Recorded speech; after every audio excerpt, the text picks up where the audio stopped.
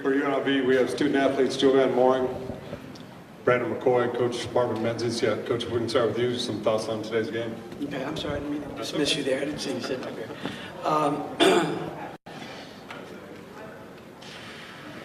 You know, these games are always tough to coach when you go against really disciplined teams that have a very strong signature of how they play, and that's what this team does. You know, Air Force, Davis does a great job, I tell you. And they're into all their games, and they just fight. They never quit. They made 16 threes in their last game, and they had 13 against us tonight. You know, the ball started falling for them late in the season from the three-point line.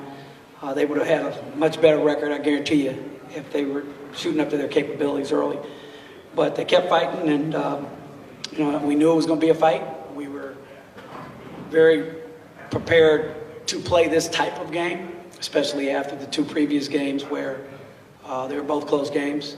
And we were happy to come out on the winning side. It's survive in advance, as they say. So that's where we're at, and looking forward to getting our preparation in for the next one. Thank you, Coach. We'll take questions for the student athletes first, and we'll dismiss them, and we'll come back to the coach. Over here.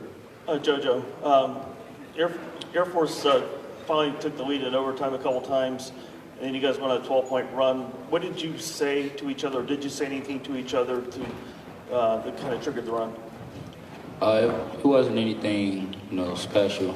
You know, Coach gave us a game plan to follow, and, you know, we just kept reminding each other that we got to get a stop, you know, and we got the stops when we need them, you know, and they're a great team, you know, they're tough to guard, you know, they put us in a lot of actions, you know, and they got a lot of easy buckets, you know, just because they play that hard offensively, but we got the stops that we needed down the stretch.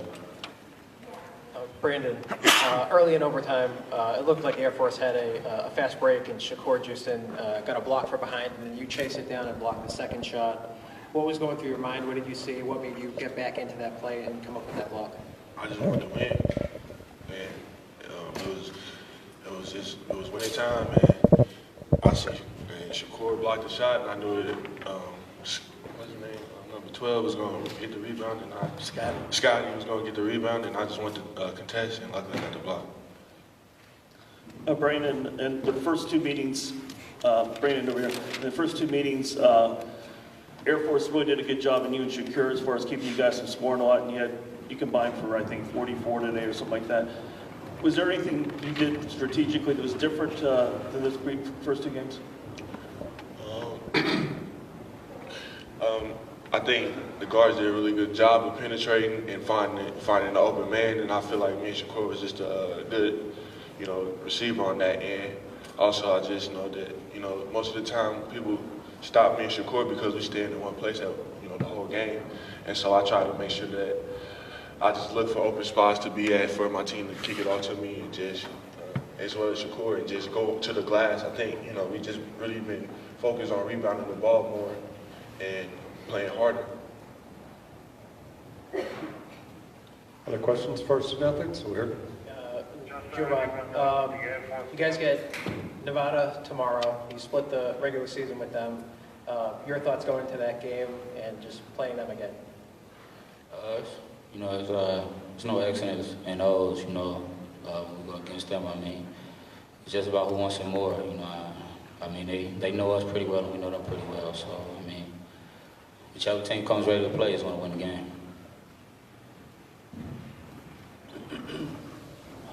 Anything else for our student athletes? Okay, we'll dismiss them at this time. Thank you, men.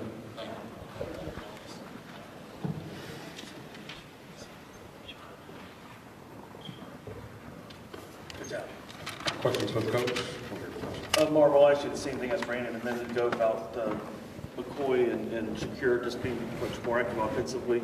Was it as simple as what Brandon was saying? Is they just made sure they moved around? A little bit more detailed in terms of what we were trying to do, just from an offensive standpoint. We tried to keep them around the basket a little bit more with some of the sets that we ran. Felt like if they didn't get the ball, then we would have them in good rebounding position if we did that, and that helped a little bit. We got some good putbacks there that timely putbacks during the stretch there, down the stretch. Also, just getting them more engaged earlier in the possession. I think there was some times that, in the few times we played there, a couple times we played them before, they were drifting out a little bit in the offense when they should have been more engaged with deeper touches. Let's go here first. Alrighty, Coach. Air Force closed the second half on a 13-5 run, and there was a lot of missed free throws by your team. How does that get corrected moving forward? In 24 hours? Probably doesn't. I have no idea. We just got to concentrate. You know, free throws are what they are. Our guys do a decent job when they're locked in.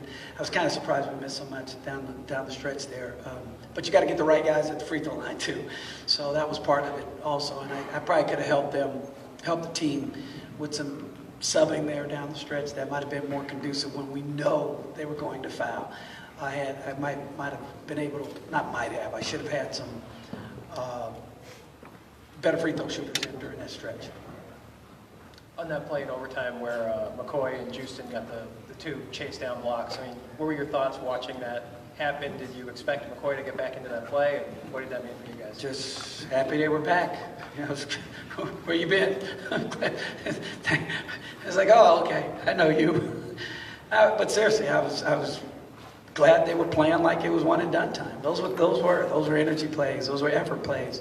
A little additional passion, understanding the dynamics of what is necessary to win in this kind of environment, and they showed it. You know, so that was good. At the end of regulation, Coach, what was your call? What were you trying to do at the end to get the final basket? Well, we had a call in on the previous timeout, so we wanted to just kind of come down and run the play, because every time we called a timeout, they were changing the defense. They were putting a 1-3-1 on us. They were putting, not every time they called it, but I didn't want to give Dave such a good coach, so it was a little bit of a chess match there. You know, people will sit back and say, well, we should have called a timeout and set this up. Yeah, okay. No, not against Dave. You needed to make sure that we got the play executed the right way. We didn't do that. So at the end of the day, maybe I should have called the timeout, but that was the logic for not calling it, number one. Number two, we had called the play. They started to run it too early. And so then we tried to get them to slow down and run it again a little bit later. And then it got messed up because the timing was off on the play. So that's why, that was the one that JoJo took the long three. Yeah, that was on me. We probably should have, I don't know that we informed them when to start the play. Does that make sense? And I think so. They were right in front of our bench, and we're like, not yet, wait till 12. And then they started already, and then it was just a debacle that we can learn from. So that was it. Marvin, did you feel like this was one of Brandon's best games in terms of rim protection? Let me see how many blocks he had. I don't know off the top of my head. He ended up with 3. I don't know if it was one of his best team, but he was obviously getting better at challenging shots late. I think both he and Mbake are pretty good shot blockers when they challenge it late. It would be the second one to leave the ground, and we're still teaching them. We're still teaching them that technique. So Brandon did a good job, caught a couple of them late. Marvin, talk a little bit about the preparation that you did with the guys over the past week, both mentally and physically, especially considering how the regular season ended. Get ready for this. Right. Well, that's a good question, because I was concerned, obviously, right? We lost 5 in a row, and you know, how do you get your boys back? What do we do to get them ready to play in this environment? So I leaned on staff and experience and put together a schedule that was conducive to them staying together a lot, so that they could talk and dream and, you know, kind of engage with each other instead of being distracted. So we got the hotel, thanks Desiree, and we got a hotel which we hadn't had in our plans before, but we were able to do that, and that was really good for us. I thought that those guys being able to lock in and watch extra film, eat together, just the whole schedule. I look back at previous years and what we did, and some of the other years that we were successful, and I keep those schedules, and so I just leaned on some of those, and it worked out. You played them last week, obviously it did not go well here. How much will you talk about that game, and is it good actually that you only have 24 hours, that you don't have to focus now, you just go forward instead of looking back now? Yeah, it's good for us in the sense that, you know, we're on a schedule now that's very concise, and they're in the dip. They're doing what they're supposed to do to rejuvenate their bodies right now, both mentally, physically. They're on a very tight schedule. They won't have the opportunity to be distracted because we're going to be hands-on until this journey's over for us. So I think playing them as recently as we have, you know, they won that game and we won the one before. And that is what it is. You know, we talk about that game, the first one there, being a big win for us. I know Caleb was out, but that was a big win for us. It was a win on the road against a top 25 team. And they played like a top 25 team when they came here with a man out, with Lindsey out. So you got to give them credit for that win. And so tomorrow we'll lace them up again and, you know, make the best team win.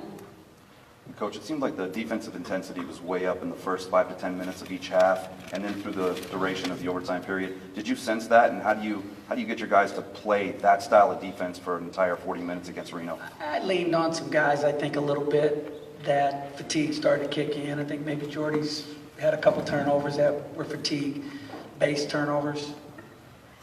I think that the other thing that we need to do going forward is make sure that we get their bodies ready for tomorrow. And then when you're in one-and-done time, and there's a lot of guys that play a lot of minutes. Reno, you know, UNR has, 7 guys they play or whatever it is. So they're conditioned to do that well, or to play that way as well. So, and these guys, Jordy plays a bunch of minutes, and some of the other guys. So I don't think it would be too much of a problem for us in our second game. Time for a couple more. Right here. Marvin, your big guys have done really well against Nevada in both games. Maureen 31 the first time in Reno, but only 5 last week. And he's been struggling from the field. Does he kind of hold the key for you tomorrow? I think they all do. I think that this is going to be a team win. We're not going to beat Reno if we come in there and rely on the bigs or rely on a guard. It's just, they're too good. I mean, they're one of the top teams in the United States. And we're building, and we're in, you know, we're trying to get our figure out what bricks need to be in what place to build the foundation. So it's going to be a challenge. I mean, they're a really, really good team. So I don't think it's going to be a game where you got to rely on a particular position, if that makes sense. Let's go last question. Coach, emotionally, can you approach Reno as the rival or a redemption game, or are you treating it like as survive and advance? I think typically you approach all of these games like they're rivals when you get in a one-and-done team, because you want to have your guys playing at their top, right? So at their maximum level. And you do certain things against rivals to do that. Anytime you play a rival, it's going to be a rivalry game. But these are obviously weighted a little bit more heavily based on the circumstances that it ends. That team's chances of winning the Mountain West Conference tournament if they lose. So I think it's a little bit of both. Okay, Thank you guys. Coach.